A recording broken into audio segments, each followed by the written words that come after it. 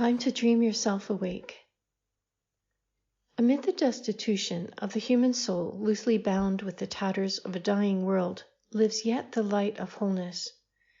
It is not mere hope, but life that lives within the heart of the world. It awaits the breaking of the shell and calls you to turn from the death throes before you. Will you move from that dark place into the light, despite the letting go it calls for? In the light of that space, hope becomes something more real than imagined. You can see it if you angle your vision just right. Look past what you've created, yourself and as a part of the whole, to catch a glimpse of the magnificence that's in store. This old world may be battered and torn. Familiar landmarks may crumble, and turmoil erase the known from your navigational solidity within the real. The human heart has an uncanny ability to feel beyond the edges of its personal field, and with a mind of its own, to empathize, conglomerate, and assimilate that which lay there. Surely now, immersed within the roiling currents of reality shifting and turning at seemingly every breath, you are feeling quite a lot that doesn't directly affect you. What you witness, what you assume, of another person's own dramatic experience does affect your own, if only by merit of this natural human oddity of compassion. When compassion is lost for whatever reason, be it inconvenience or brokenness, things can take a turn from odd to absurd. From there, it is a short slide directly into insanity. That's not inevitable, though. To be a human being involves a choice. So it is with compassion. Look around at what you can see behind the degradation of worldly attire. Behind the stony exterior presented to the hands of fury lives a light, warm and enduring. Always there is a window into the soul of this planet. By extension, so there is always a window into the soul of a human being. Closing your eyes, turning away from that light, does not make it any dimmer. At some point, the choice to embrace humanity presents itself to everyone.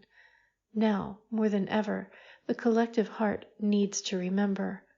Shine if that's all you can do. You don't know who might find in that light a beacon to home. Certainly, if you linger over long on the simple facts laid out on the table before you, you could easily fall into a state of despondency. Thinking too long can lead you into a corner where no escape is to be found. This is the mode from which nightmares are born. While nature may have its nightmarish aspects, the truth is that you are not alone in the deep dark forest without path or sustenance. You are rather at the edge of a grand and glorious manufacture of collective creativity in which no permutation of potential has been left unexplored. Have you come to the boundary of the nightmarish creation? Have you dared step into the light, into the clearing where nonsense has been shorn away that grace may have space to enter, without the obstructions rooted in fear, dismay, grief, and ignorance? Grace most certainly has access even to the most melancholy mind. That first step from the gloom into the glory is not without a reality check. There it is, unmistakable in its raw presence, empty of hope, filled with the tears of the nameless ones who had given much for the creation of the nightmare. Free, they have wept. Their pain of revelation, like yours, is not for naught. Everything has been accounted for, and with the balance coming back again to zero, you too are free.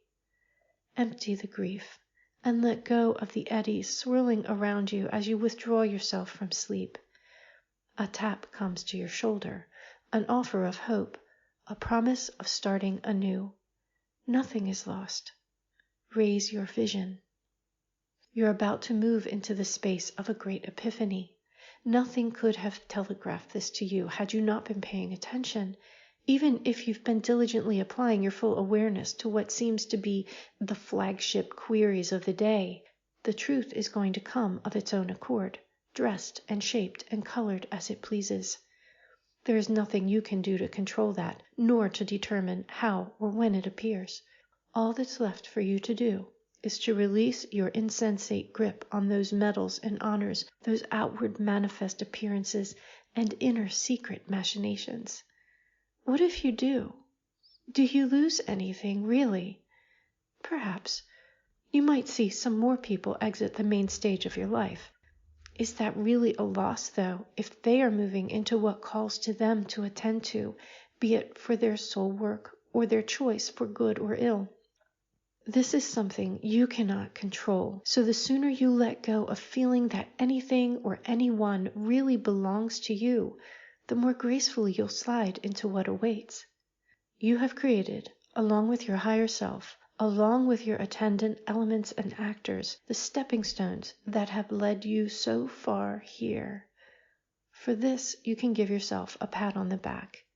If that's the only comfort you receive today, so be it. It comes from the most understanding hand around. Now, while you're peeling back your fingers from those accessories to living you thought you couldn't live without, take a look at what's coming. Take a peek, and turn your foot in the direction of joy. This week's contemplation from the pages of Opalescence. The long night is finally over, and the time of nightmares is done. There are no monsters under the bed, and the ending of dreams is the beginning of life. What are we saying? That all you have known has been an illusion? A dream? Precisely that, and the end of sleep means the beginning of waking state awareness. It is all only a dream. You live, you dream, and you sleep. Beyond that is another life of dreams in which you are awake, yet you see all possible realities and thus can choose what you do with greater effectiveness than you can while you are either sleeping and dreaming or sleeping and living. When you are awake, you are aware and able to choose. When you are asleep, you are merely aware of certain possibilities and thus can only make a guess as to what might be. There is no certainty if there is ignorance, and the sleeper is largely unaware of the reality unfolding around him. Thank you for listening. If you like this channel, please be sure to like and subscribe and hit the notification bell so you can keep up with all the new videos that come out. I thank you all for your kind support, and if you are interested in helping this channel along, please visit ko-fi.com/divine9 where you can buy a coffee or subscribe for monthly support. Everything's greatly appreciated and helps extend the mission of the League of Light. Please visit me at ninespath.com and explore all of the books and videos and writings and drawings that the League of Light has transmitted through me, and be ready to change your world. Until next time, have a great week.